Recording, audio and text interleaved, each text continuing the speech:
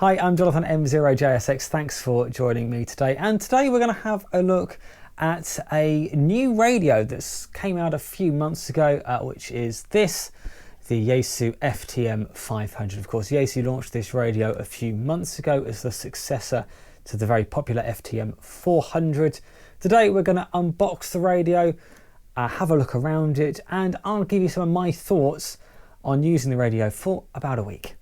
So this is the box that arrived with me today, so let's get into the box without any further ado. I'm going to flip it over and I'm going to grab my handy knife.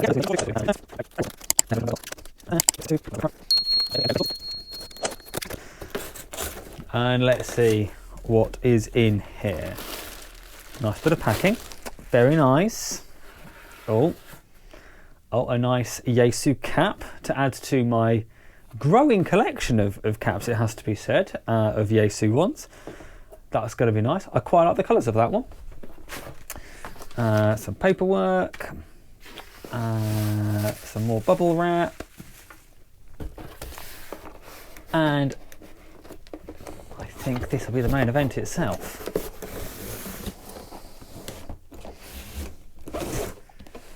The Yaesu FTM-500. I have to say, it's a much smaller box than I was imagining. Obviously, I'm fairly used to Yaesu boxes. Comparing this to the size of the FTM-400, for instance, much smaller box, nice and compact, I have to say, and a very good weight to it as well. Let's just open up the box and see what's been included with it. So we've got the pamphlet for it, a couple of those, so that's very nice. Going over all of the features of the radio. We'll have a look at those in a little bit more depth very shortly. And inside the box here, we've got the technical information about how to turn the radio into what is called a C2. So because Yaesu only make one version of the radio for the entirety of Europe, the repeater shifts, particularly on 77s, are going to be wrong out of the box. So this is how to make the repeater shifts, the automatic repeater shift, correct for the UK. And it says, as it says up there, changing the region settings of the FTM-500, just up there. I'll put that over to one side, we'll do that in a minute. Nice manual, as we're fairly used to with Yaesu. New functions of the FTM-500, so that's nice, sort of a bit more detail about how to use the radio. We'll get into that shortly as well. We'll leave the radio there for a second. The SSM-85 microphone, I believe it is. Yes, SSM-85. Nice microphone. This kind of design, Yaesu started with the FTDX-101 and the FTDX-10. It's kind of the replacement for both the MH-38, which was around for ages, and also the MH, I think it was 48. I might be wrong on that one. Anyway, the previous one that Yaesu used to supply with things like the FT8900 and that kind of age of radio. This is the new microphone. Feels very nice. Nice big buttons as well. Of course, full DTMF keypad on it too. I just set that over to one side. Also in the box, a couple of fuses, a microphone clip. That's kind of fairly standard again. A set of fixing screws for the bracket. I'm not going to be using them, so I'm just going to leave those in the box. DC power cable, again, fairly standard. It's the same sort of Yaesu 2-pin that we're fairly familiar with. In fact, the Yaesu aren't the only ones that use that connector. ICOM have used it in the past as well. And I think Ken would have always used the T connector, but ICOM and Yaesu have definitely used that connector. And then the radio itself, already mounted on the bracket and designed to go on top. Let's just take it out of the baggie. Very nice. It's a very heavy radio, I have to say that. And there is the radio itself. Obviously, from the side profile, you can see that that the head of the radio is much bigger than the main body. Anyway, next thing to do is to get it over on the bench and to have a look at it. But before we do that, should we peel? Should we? I think we should. Oh yeah, that felt nice. So let's have a look around the FTM-500, and I've just taken it off the bracket to install that on a chopping board actually, so I can take it out in the car. And I've also, you'll notice, angled the front face plate upwards, which you can do just by taking out this screw here, the same one on the other side, and you can just pop it up and then put the screw back in. So it's quite nice that you have that little bit of flexibility. I think Wilson did that with the 950 a few years ago, although with their radio it wasn't so easy, just taking out two screws. You had to replace an entire bit of the sort of front panel, but they provided that in the box, as Yaesu provide this functionality here. I have to say that does make it quite nice if you've got it to sort of fairly flat on a table or a bench. The face is sort of angled up towards you just slightly. It doesn't really show that well on the camera just because of the angle, but the way I'm looking at it, with sort of being much more of a seated position in front of the radio, it is very nice.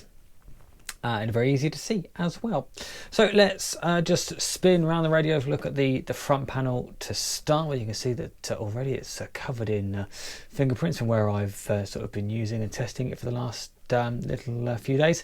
But got the two volume knobs on the left hand side, which adjust volume ordinarily, and if you press it in then it is squelch.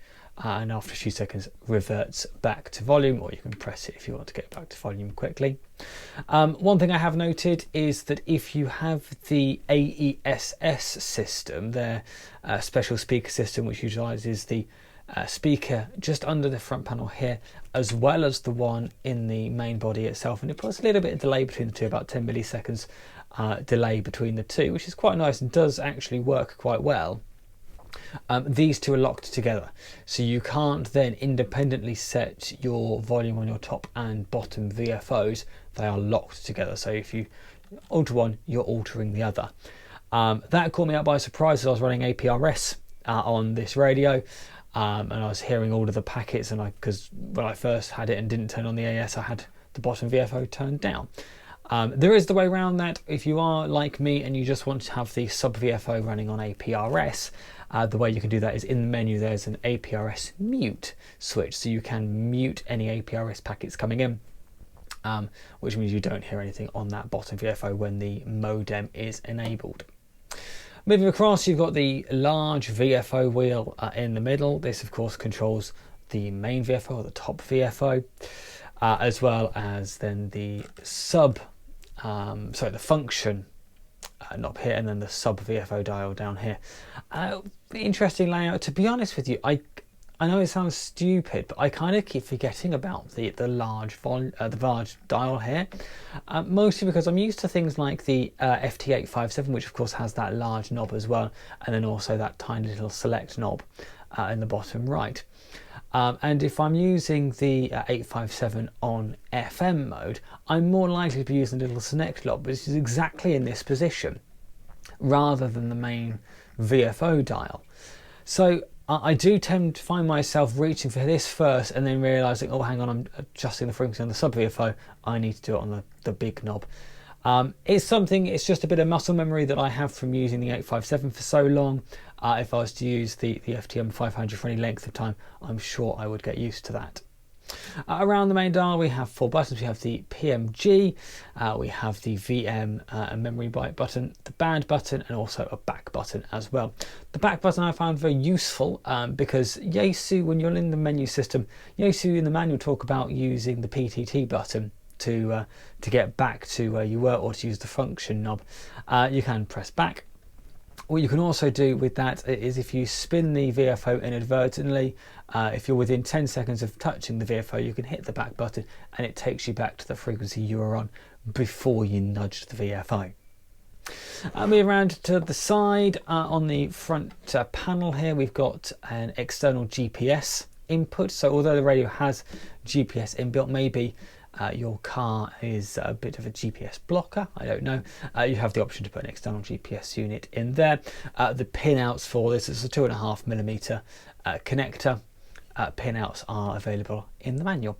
And then you've also got a microphone connector just there. It's the 6-pin sort of modular connector that Yaesu have used for many years.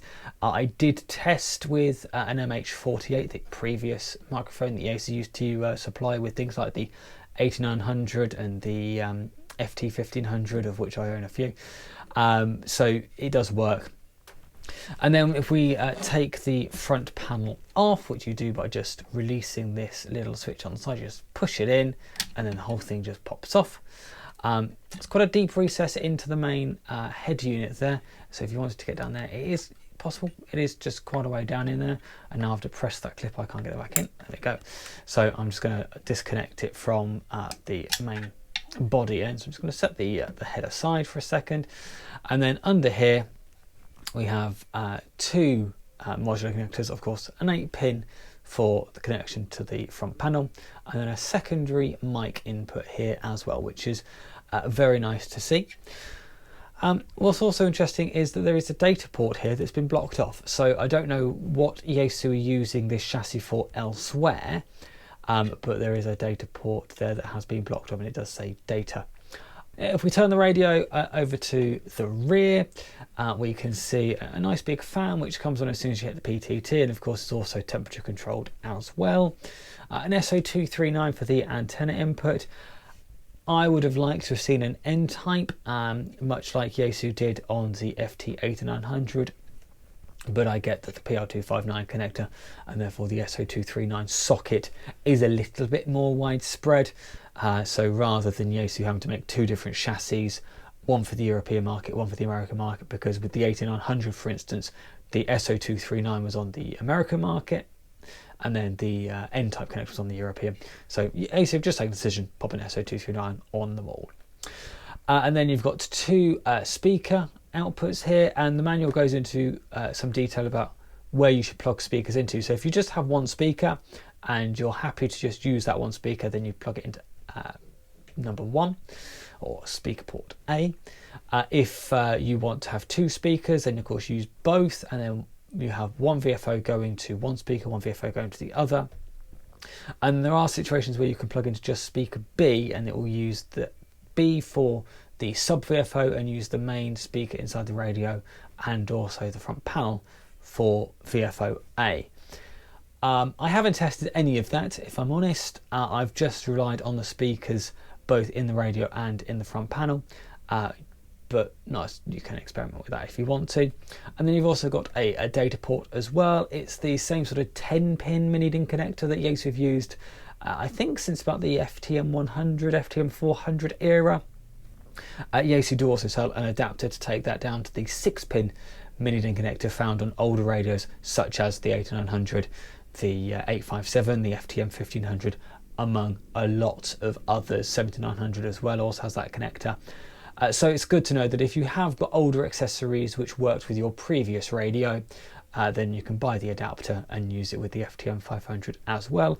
And of course, pin out again available in the manual. So if you wanted to run I don't know, maybe an external TNC, you can do so by using that connector as well. So I've put the radio on this shelf here. I've just popped it on an A5 pad just to protect the bottom of it and the shelf itself. But nice to know that its kind of footprint is about the same size as an A5 piece of paper.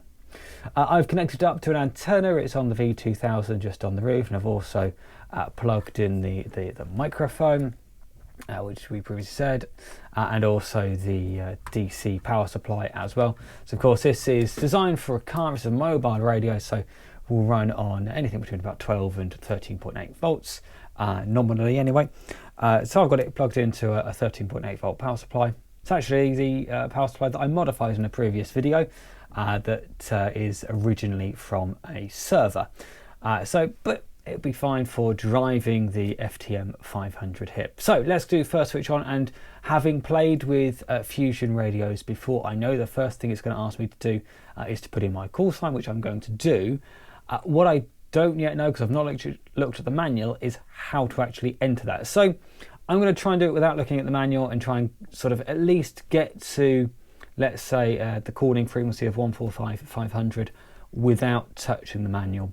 After I've done that, I'm going to have a play with it and then come back with some of my thoughts. So let's switch the radio on, And there we go, all very bright. Not sure, I hope you can see that. There we go. So it says, please enter your call sign and press the function knob. Okay, so I can see that the function knob is this one up here. Oh, it's already done that for me, but I can scroll through. So we want to go M, and then 0. That's good. And then I want J, S, X. Now, my instinct tells me to press and hold that function knob. My instinct was right. Flickering on the screen that you saw there wasn't visible to my naked eye, just on the camera. Oh, and we have got some audio now.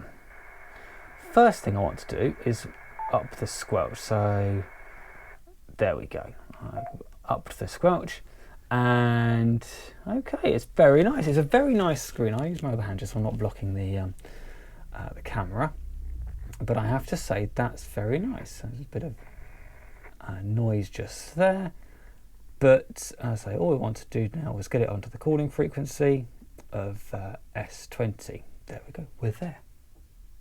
So what do I think about the FTM-500 so far? And I will say that because I've kind of only scratched the surface about what this radio can do. I've been very impressed with its received audio quality. I think it is absolutely superb. The way that the two speakers work together to give you a bit more oomph and power behind the received audio works really nicely. And having used this in the car as well, it easily breaks through sort of road noise very, very easily, and it sounds very nice both on transmitted audio as well. I've had a few QSOs in both FM and also C4 FM, or System Fusion, or whatever mode they're calling it this week, but it sounds really nice. I've had QSOs with it both using a relatively nearby Fusion repeater, as well as also using an MMDVM hotspot, and results were pretty identical across whichever access point I was going through. I've also been really impressed with the GPS receiver in the radio. It's been able to get a GPS lock within seconds from boot, and which is quite useful because when I was using this in the car, I had it running at APRS, and it didn't miss a beat. It beaconed as per the smart beaconing instructions that I put into the radio. And I have to say that although the APRS coverage was pretty patchy around where I was driving, I could see that the radio was certainly transmitting periodically as well. Now, here are a few things that I found less than ideal with the radio, and I mentioned it earlier on, is that the speaker system, when you have the AESS enabled, it locks the two VFO volumes together. I guess it does this for some reason unbeknown to me, but it does do that, and it is a little bit disappointing. A side effect of that I've noticed is that if you do have APRS running, as I happen to do so most of the time when I'm out and about, every time that the APRS transmits on the lower VFO, and okay, that's going to transmit on 2 meters, but because the radio does full duplex, it can still be receiving on 70 SEMS. But the moment it transmits on 2, it drops the front speaker. So you'll still hear the audio received on 70 SEMS for the duration of it transmitting an APRS packet, but that audio will only come out of the main speaker in the body of the radio, rather than it also coming out of the front-facing speaker in the control panel. It's a bit hard to demonstrate on camera because you're not really going to pick that up so well, but just take my word for it. Now, of course, if you don't have AESS enabled, you're not going to notice that. And also, if you run an external speaker, you're not going to notice that. But because I was reliant on the speakers in the radio, both in the main body and in the control panel, I did notice that. And because of how I had it mounted on the dashboard on a piece of wood, the sort of audio firing towards me in the driving position was predominantly the audio coming from the front speaker. That was quite noticeable. Having said that, of course, the length of an APRS packet is very short, and depending on how often the radio is transmitting a packet, it may not bother you whatsoever. I'm going to continue playing with the radio for the next few weeks and then come back in maybe a couple of weeks' time with a more in-depth view. There are things that I haven't tried on the radio yet. For instance, I've not touched the Bluetooth yet, so I'm definitely going to try that with a few different Bluetooth headsets and speakers just to see what the Bluetooth connectivity is like as well, and continue playing with it and playing a little bit more with Fusion. I've had a few Fusion QSOs but not managed to capture any on camera, so maybe I'll try and do that. So as I say, join me in a few weeks' time when we'll go through the FTM-500 in just a little bit more detail. If you've liked this video, there's a button specifically for that. There's another button that seems to work just as well. And if you haven't already done so, please do click on that subscribe button if you like what I do. It really does help me out. There's another video just coming up over here that the algorithm thinks that you might quite like next. And until next time, 73. Bye-bye.